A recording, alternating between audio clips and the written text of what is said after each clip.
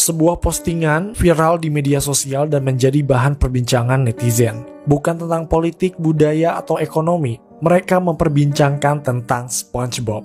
Serial legendaris satu ini emang gak ada habis-habisnya ya, memberi kejutan tersirat untuk para fansnya. Postingan yang ditemukan di X atau Twitter itu menunjukkan sebuah foto tengkorak manusia yang ada di Krusty Krab. Dalam postingan itu, si penulis mempertanyakan sebuah fakta bahwa memang ada tengkorak manusia di dalam Krusty Krab. Dan yang namanya tengkorak pasti udah mati dong ya. Nah, kenapa bisa ada tengkorak di Krusty Krab? Atau lebih umumnya ya, kenapa bisa ada tengkorak di Bikini Bottom? Dan yang lebih parahnya, kenapa tidak ada seorang pun yang kayak notice ada tengkorak di sana, bahkan terkesan dibiarkan begitu saja. Pada awalnya penemuan ini hanya dianggap sebagai sebuah observasi yang sangat lucu. Namun salah satu episode SpongeBob season terbaru mengungkap kebenarannya yang bahkan jauh mengerikan dari teori-teori yang ada di internet. Orang-orang awalnya berasumsi bahwa memang telah dilakukan banyak pembunuhan yang terjadi dalam serial SpongeBob, makanya selalu ditemukan kerangka manusia atau ikan di sana. Namun kemudian asumsi tersebut tidak didukung dengan bukti kuat yang ada di dalam serialnya. Oleh sebab itu, Alex Bell, si penemu teori ini melakukan hobinya lagi, yaitu memecahkan beragam misteri yang ada di Bikini Bottom.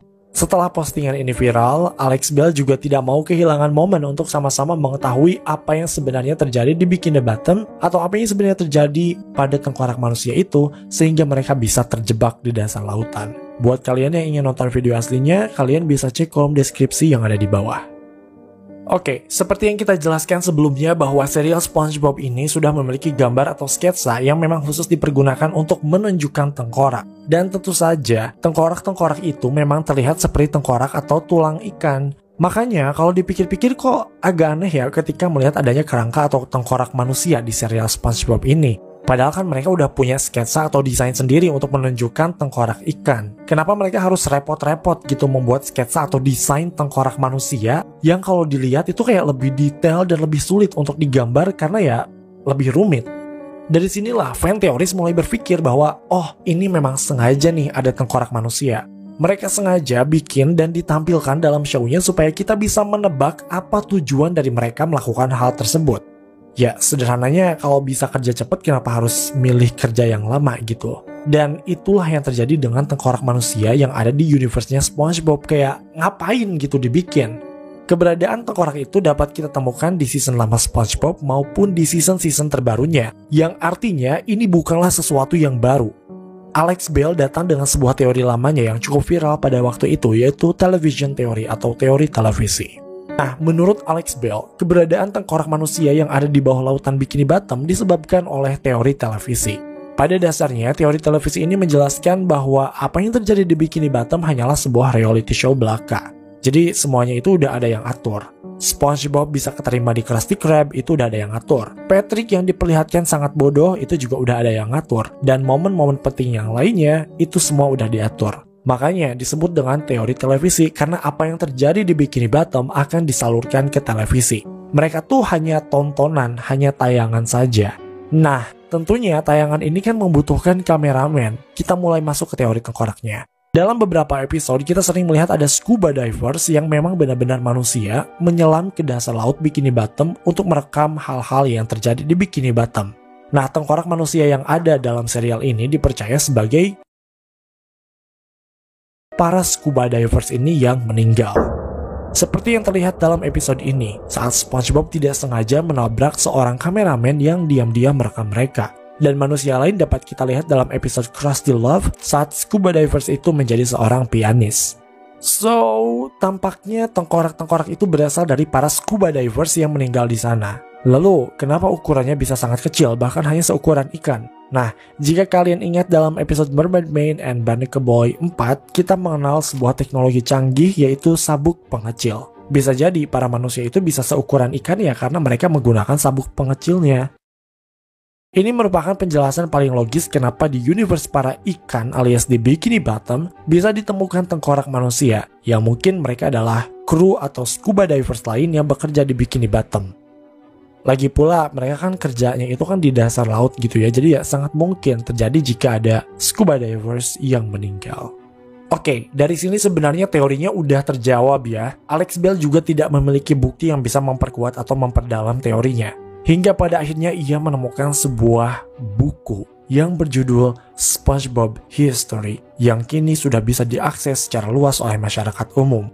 Buku SpongeBob History ini bisa dibilang sebagai alkitabnya serial SpongeBob karena di dalamnya terdapat beragam penjelasan siapa SpongeBob, berasal dari mana, dan lain-lain. Pokoknya, buku ini tuh kayak referensi paling terpercaya saat mereka pertama kali membuat serial ini karena ternyata buku ini memang langsung dibuat atau ditulis oleh Stephen Hillenburg pada tahun 1997 saat ia pitching ke pihak Nickelodeon. Dan oh my god, kalian bisa akses dokumennya sekarang secara online. Dokumen tersebut berisi beragam ide segar mendiang Stephen Hillenburg, dan yang paling menarik perhatian adalah bagaimana dokumen tersebut menjelaskan segala hal yang ada di Bikini Bottom dilihat dari point of view para scuba divers. Ngerti nggak? Jadi dalam dokumennya itu nggak langsung nyeritain kehidupan di Bikini Bottom, nggak langsung ke SpongeBob-nya, tapi diawali dengan sekelompok penyelam scuba divers menemukan Bikini Bottom. Jadi ternyata emang dalam bukunya sendiri yang otentik ditulis oleh Stephen Hillenburg memang mengakui adanya manusia dalam universe ini. Buku tersebut dibuka dengan kalimat penyelaman sore hari ke teluk kristalin yang dalam dari dasar karang mengungkap keajaiban alam yang telah lama luput dari pandangan manusia. Disinilah kita benar-benar telah menemukan SpongeBob. Oke, SpongeBob sendiri merupakan nama yang pertama kali diajukan oleh Stephen Hillenburg pada Nickelodeon. Jadi awalnya tuh namanya SpongeBob, bukan SpongeBob. Nah, dari sini aja udah diawali dengan POV dari para penyelam, the scuba divers yang menemukan si SpongeBob. Makanya nggak langsung nyeritain ke si SpongeBob-nya loh. Sekali lagi, ini dari point of view atau sudut pandang si penyelamnya. Jadi emang dalam bukunya sendiri, manusia itu tuh emang ada di universe SpongeBob ini. Somehow, adanya buku ini juga semakin menguatkan teori televisinya Alex Bell yang memang mengakui keberadaan manusia di universe SpongeBob. Dan sulit untuk dibantah. Tapi ada satu hal yang aneh dalam buku ini. Pada halaman 12 dari dokumen tersebut ditulis sebuah halaman dedikasi yang ditujukan untuk seorang penyelam bernama Bucky Leavitt. Usut punya usut, Bucky Leavitt ini tergabung dalam orang-orang pertama yang menyelam ke Bikini Bottom. Sayangnya, dalam cerita ini Bucky diceritakan telah tewas saat menyelam karena menggunakan pakaian selam yang belum dites dan belum proper. Alhasil dia meninggal karena tekanan bawah laut yang sangat tinggi. Dalam buku ini tertulis, Bucky meninggal saat membuat satu-satunya peta Bikini Bottom. Penelitian ini didedikasikan pada Bucky serta para pionirnya. Halaman dedikasi ini sebenarnya agak bikin merinding ya, karena mengingat ini tuh kan serial anak-anak. Kenapa harus ada lore atau asal-usul penyelam yang meninggal ini? Kenapa harus dimasukin gitu? Yang bikin para pembaca dokumen ini juga merasa janggal adalah karena ternyata halaman dedikasi ini didasarkan pada sebuah kejadian nyata. Orang-orang menemukan bahwa ada seorang penyelam yang namanya tuh sama dengan yang tertulis di buku ini. Kalau di dokumen atau buku ini kan namanya tuh Bucky Leavitt ya. Kalau di dunia nyata namanya adalah Benjamin Leavitt. Sepertinya memang terinspirasi dari dunia nyata ya, karena Benjamin Leavitt ini juga merupakan seorang penemu dari pakaian menyelam seperti yang nampak di foto ini. Beliaulah yang menemukan pakaian selam ini yang disebut dengan diving armor suit. Walaupun berdasarkan kisah nyata, tapi tidak ada data atau kabar yang menceritakan bahwa Benjamin Leavitt ini meninggal di bawah laut. Jadi, buku yang ditulis oleh Stephen Hillenburg memang hanya terinspirasi namanya saja, bukan kisah aslinya. Dan sudah dipastikan, halaman dedikasi ini memang ditambah untuk kebutuhan cerita saja, supaya ceritanya itu kuat. Nah, dari sinilah sesuatu yang janggal dapat kita temukan. Jika memang halaman dedikasi ini digunakan untuk memperkuat cerita dan ditujukan untuk Bucky yang telah meninggal, pertanyaannya adalah di mana mayatnya Bucky sekarang?